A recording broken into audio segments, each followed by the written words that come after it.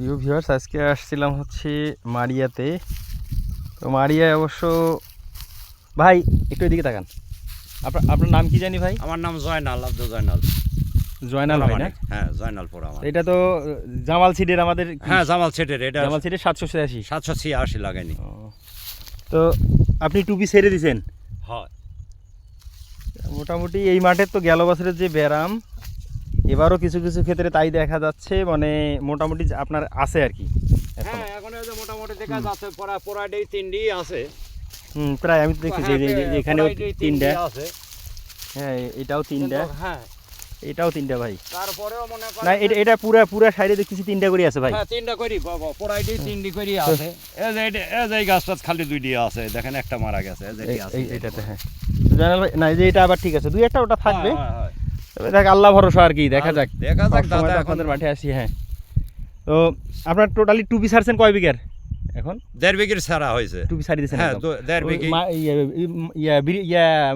বিশ্ব রোডের ওপারেও আছে? বিশ্ব রোডের ওপারও আছে, ওপার 10 কাটা আছে। ওটা কাল সন্ধ্যায় লিয়ে আইছি।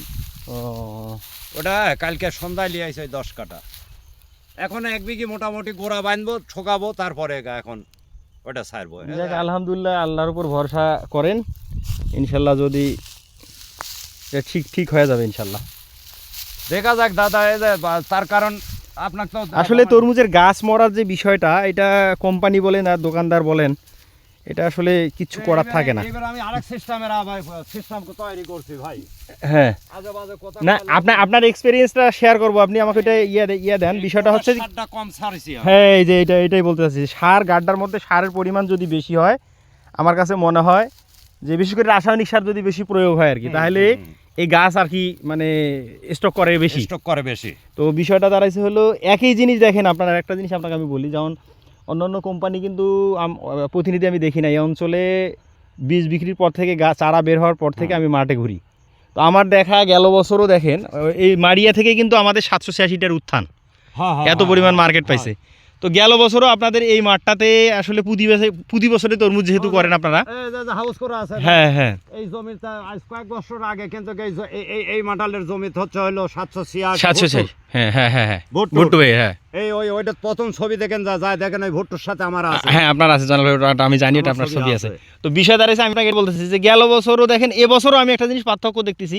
এই যে দাড়িকুশি, ভিটা, কচুগাড়ি, ওইসব মাঠে গাছের চেহারা মানে জাস্ট কি বলবো, অন্যরকম। একই জিনিস আমরা ওদেরকেও যে বীজ দিচ্ছি আপনাদেরকেও। তো এই মাঠটাতে আমার কাছে কেন জানি মনে হচ্ছে যে রাসায়নিক সার মনে হয় আপনারা অনেক কেউ খুব প্রয়োগ করে বেশি। এটা একটা প্রবলেম। এই আপনি ঠিক ধরছেন জানাল ভাই, যে আপনি যে কথাটা কইলেন যে আপনি নতুন একটা পদ্ধতি করছেন, তো ওইটা যদি আপনি সাকসেস হন, মোটামুটি আমরা প্রতিবারে তো মিটিং করি, কৃষকদের এই বিষয়গুলো অবগত করতে হবে, তাহলে কিন্তু দেশেরও লাভ। মানে একজন যদি কৃষক উপকার পায়, তাহলে কিন্তু এটা ভালো জিনিস। তো আসলে এই জন্যই মাঠ আমি ঘুরি। মাঠ ঘুরলে আপনাদের কাছ থেকে আমার কাছ থেকে বিভিন্ন রকম এক্সপেরিয়েন্স আদান প্রদান হয়। ওই পাশে আরেকটা জমি কিন্তু ওই বিশ্ব রোডের উপর। হ্যাঁ হ্যাঁ, কালকে সন্ধ্যায় গোড়া বাইন্দে টুপি ছাড়ি দিয়ে আইছি। কি কব, এই 3টি গাছ মিলিয়ে একটা গাছ হয়ে আছে। মানে ওই জমিতে এই জমি 3টি গাছ আর ওইটা একটা গাছ। তার কারণ ওই জমিতে আরেক সিস্টেম তৈরি করেছি ভাই। এগুলা তো আসলে বলা এগুলা ঠিক না, ঠিক আছে। আমি ওই জমিতে যে আপনার এই যে পানি ডাম একটা হলুদ ওষুধ আছে না, এটা রসুনের কাছে প্রথম পিয়ে করা লাগে, রসুনের মানে লাগানির টাইমে। ওই টাইমে ওই জমিটা তো ওই ওষুধ দামে দিয়ে নেই, তাই কুচি ঘাট জ্বালাইছে বেশি।